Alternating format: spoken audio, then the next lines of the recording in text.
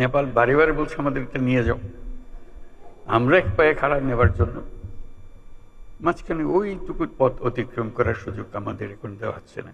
নেপালের যে অবস্থা, ভুটানের যে অবস্থা, নেপাল ভারতের সেভেন সিস্টারের একই অবস্থা। দুই পাশে দুই মহাশক্তি আমাদের, ভারত আর চীন।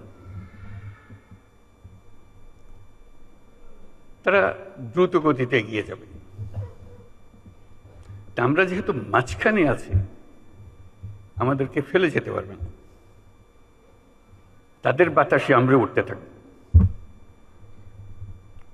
সেই থেকেই আমার বদ্ধমূল ধারণা বাংলাদেশের ভবিষ্যৎ অতি চমৎকার, তার অবস্থানের কারণে।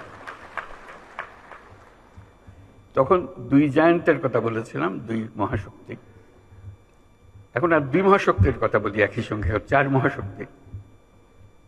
আমাদের কি অপূর্ব সুযোগ! আমাদের সামনেই বিস্তীর্ণ মহাসাগর,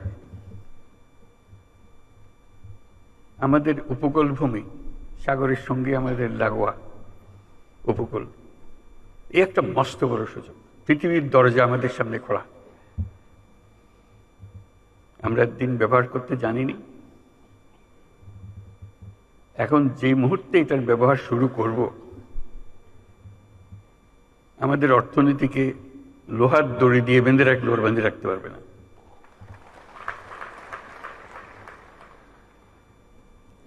এবং আমাদের উত্তরে হলো সে বিখ্যাত হিমালয় পর্বতমালা, যেখানে জমে আছে আমাদের যাবতীয় শক্তি, হাইড্রো পাওয়ার। কত শক্তি দরকার বাংলাদেশের, এখানে সব জমা আছে, হারিয়ে যাচ্ছে না, শুধু নেবার অপেক্ষায়। শুধু প্রতিবেশী দেশের সঙ্গে একটা সম্পর্ক করা, যাতে করে আমরা এই 40 মাইল বা যে দূরত্বটুকু দুই দেশের মধ্যে আছে, নেপাল আর বাংলাদেশের মধ্যে, ওটুকু অতিক্রম করা। আর কিচ্ছু না।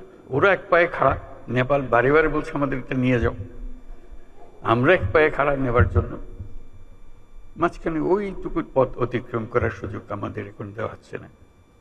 আশা করি তাদেরই কারণে, তাদের অর্থনৈতিক কারণে সেটা আমাদেরকে দেবে।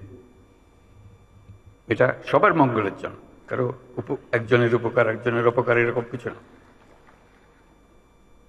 যদি আমরা সেই পথটা খুলে পাই, এখন সামান্য কিছু পেয়েছি, ওটাও কিছুই না, বড় আকারে যদি পাই, বাংলাদেশকে আটকে রাখার কোনো ক্ষমতা কারো নাই।